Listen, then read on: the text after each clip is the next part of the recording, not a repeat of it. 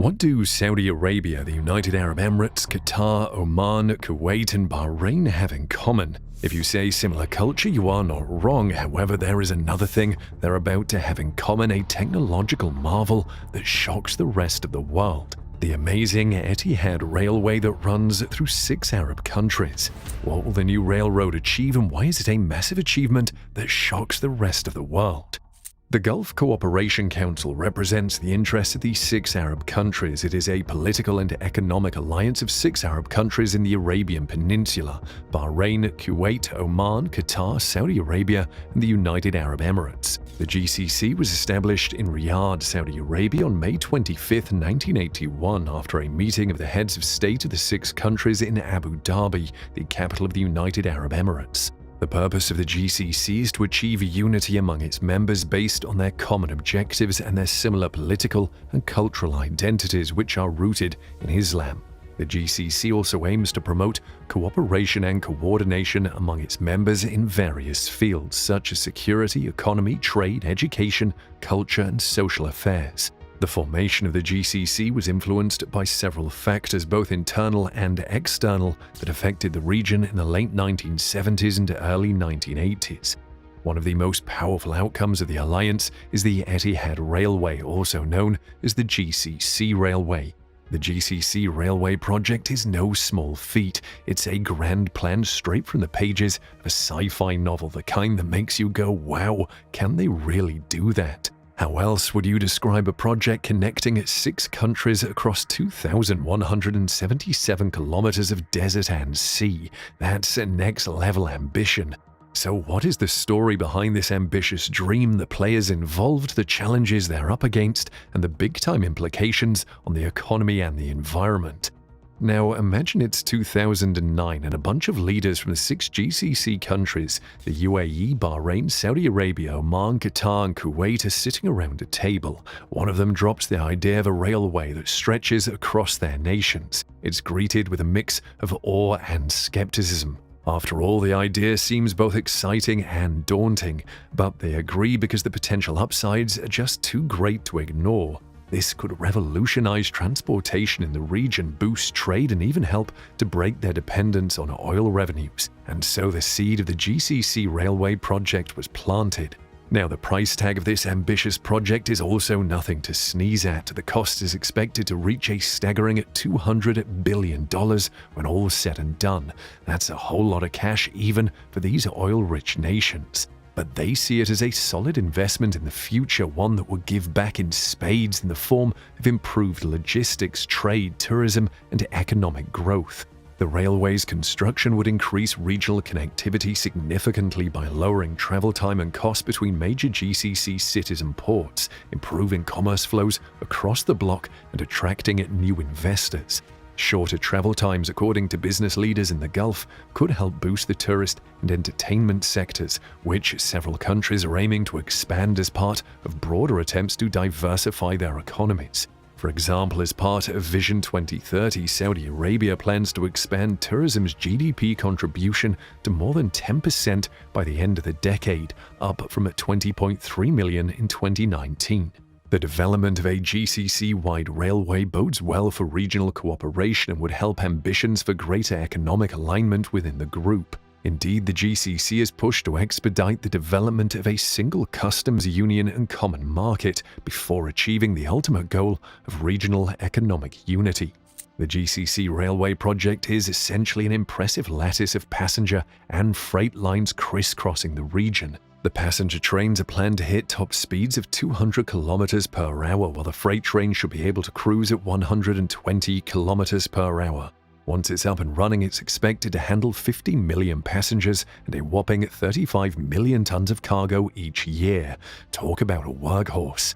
Each country has got its piece of the railway puzzle. For instance, the UAE is gunning full steam ahead with its Etihad rail project covering a hefty 1,200 kilometers. And Saudi Arabia is extending its existing north-south railway line to link up with the network. The GCC Railway is actually being built in tandem with individual countries' efforts to strengthen their local transportation infrastructure. The Gulf countries consider rail as critical to the future of their transport networks as they work to decrease carbon emissions and boost connectivity. And despite possessing the most extensive network in the area with over 5,000 kilometers of track, Saudi Arabia is constantly updating its rail system. The fifth and last passenger stop on the northern train network, Al Kuryat station near the Jordanian border, opened to the public in March 2022. This update lets travelers cross the 1,215-kilometer distance from the country's north to Riyadh in about 12 hours. The extension follows the completion of the Haramain high-speed railway in 2018, which connects the country's two holiest sites of Mecca and Medina. Passengers traveling at 300 kilometers per hour may complete this journey in 2 hours and 25 minutes. The 450-kilometer electric line includes stops in Jeddah, King Abdulaziz International Airport, and King Abdullah Economic City. Estimates prior to the pandemic estimated that the queue would convey over 60 million passengers per year, including 3 to 4 million to the Hajj and Umrah pilgrimages. Rail travel as an alternative to bus and car travel would greatly reduce traffic congestion on roads and highways. And the Saudi government is working on more ambitious plans to expand the country's rail network. The Minister of Investment, Khalid Al-Falih, stated during a business summit in January 2022 that the country planned to construct additional 8,000 kilometers of track, which would triple the current system. The Saudi Land Bridge project, which intends to connect the Red Sea port city of Jeddah to the Gulf Coast via Riyadh, is another key development. When completed, the system will serve as a vital transportation and logistics link for the country. The UAE has also made significant investments in rail infrastructure. In addition to Emirates-specific projects such as the Dubai Metro and Dubai Tram systems, which debuted in 2013 and 2014 respectively, there have been UAE-wide projects in recent years. The country launched the first phase of its national rail network in 2016 with a goods service connecting gas fields in Shah in the south to Ruwais on the coast. The second phase of the project, which includes a passenger service connecting 11 cities, is now under development, with a line between Dubai and Abu Dhabi scheduled to open in March 2022. Trains moving at speeds of up to 200 kilometers per hour are scheduled to convey 36.5 million people and millions of tons of freight each year under the UAE's ambitious ambitions. It is also projected that by removing vehicles and trucks from the country's roadways, carbon emissions from transportation will be reduced by 70 to 80%.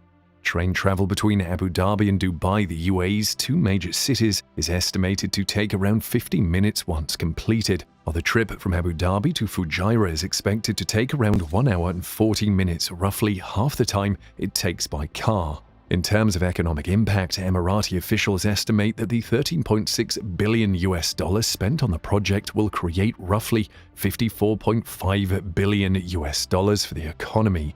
Connecting rural areas to larger cities will also generate substantial economic prospects in developing countries. And Qatar has also enhanced its transportation network, making it safer, cleaner, and more cost-effective to travel within the country. The Doha Metro, a 3-line, 37-station rapid transport system connecting the capital with its suburbs, opened in 2019. And in January 2022, the first line of the Lusail tram, a light rail system in Lusail just north of Doha, opened. When fully operational, the system will include 4 lines and 25 stations. The Lusail tram network will benefit people by providing an ecologically friendly method of transportation that will connect Lusail destinations and connect Lusail to Doha via the Doha Metro. Much of Qatar's public transit expansion was geared around supporters traveling to the 2022 FIFA World Cup and cultural activities. On the flip side, though, Kuwait and Oman have hit some speed bumps with budget constraints and bureaucracy slowing down the progress. And let's not forget Bahrain, the island nation that has to build a 40-kilometer rail causeway parallel to an existing one to join the party.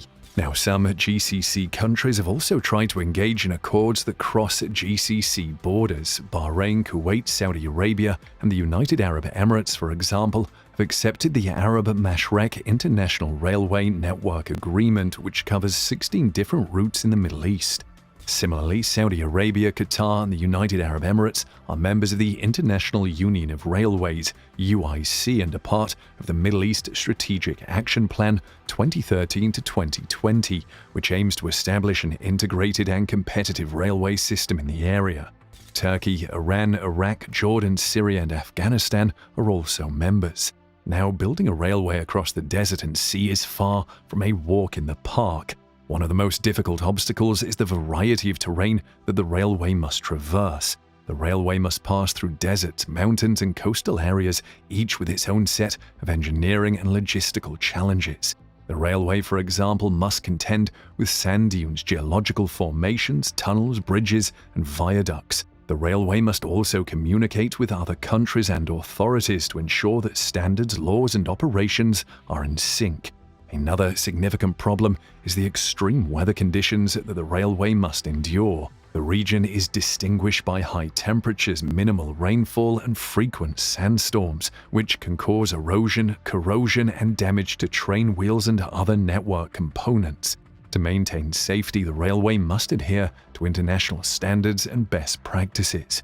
And it's not just in the construction phase these issues are going to stick around for the maintenance part too.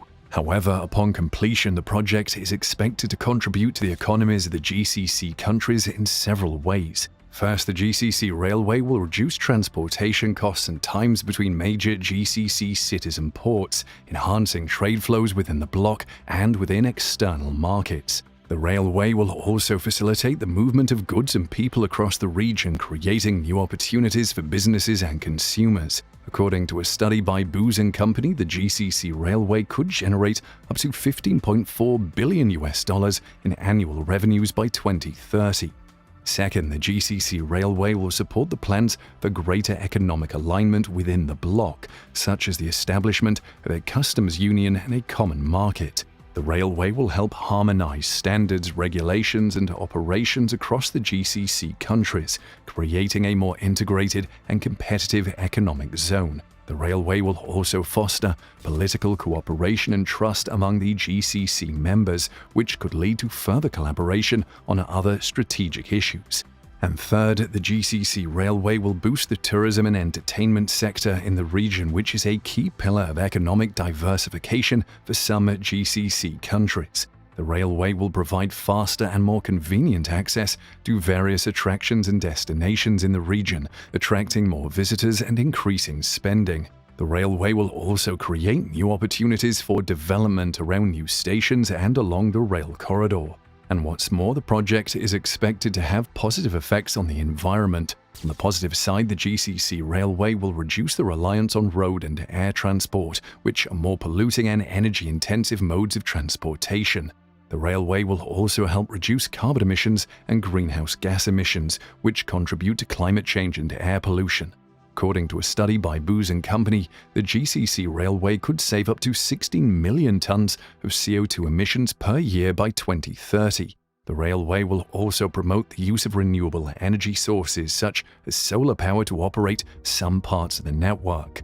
One of the main contractors for the GCC railway is the China Railway Construction Corporation, the CRCC, a state-owned enterprise that has extensive experience in rail construction and operation. The CRCC has demonstrated its expertise and capability in building railways across deserts and challenging terrains, contributing to economic and social development in various regions. One of the most notable projects that CRCC has participated in is the Baotou-Lanzhou Railway, China's first desert railway. The railway spans the Tenga Desert, China's largest desert, for 990 kilometers. The CRCC faced numerous challenges while constructing the railway, including sandstorms, water shortages, and extreme temperatures. The Hotan-Ruqiang Railway is another amazing project completed by CRCC. It is part of the world's first railway loop around a desert, the Taklamakan Desert, the world's second largest shifting sand desert. The 825-kilometer railway opened to traffic on June 15, 2022. Technical problems such as sand dunes, rock formations, tunnels, and viaducts had to be addressed by CRCC. Now, some parts of the network were also powered by renewable energy sources such as solar electricity, according to the CRCC. The CRCC implemented a variety of initiatives to minimize sand erosion and desertification, including the installation of grass grids, the planting of sand-loving plants, and the construction of bridges over sand dunes. The CRCC has received contracts for many sections of the GCC railway, including Package B and Package C of Stage 2 in the UAE, as well as the route between Qatar and Saudi Arabia. Other regional rail projects in which the CRCC has been involved include the Doha Metro and the Mecca Metro. And Etihad Rail, the creator and operator of the UAE's national rail network, is another key contractor for the GCC railway. Etihad Rail has finished the first stage of its network, which connects Shah and Habshan to Ruwais. Etihad Rail is now working on Stage 2, which will connect Abu Dhabi and Dubai to the borders of Saudi Arabia and Oman. And Etihad Train has also finished digging the GCC's longest train tunnel in the Hajar Mountains. Local and international firms with competence in various parts of rail engineering and construction are among the other contracts for the GCC railway.